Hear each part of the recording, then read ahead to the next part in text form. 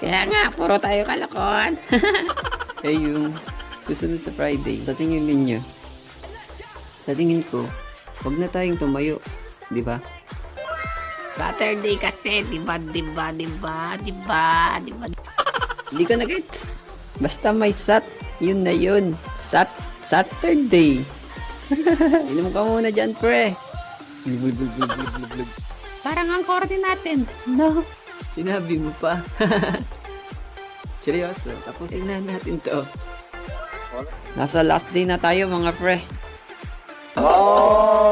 Araw na kailangan makisilong muna, hindi dahil sa masikat yung araw, dahil Sunday. Eh, ano naman yun, pre? Ang importante, mahalaga, sa simbahan ka makikisilong. Diba, pre? Humingi ng tawad at magpasalamat.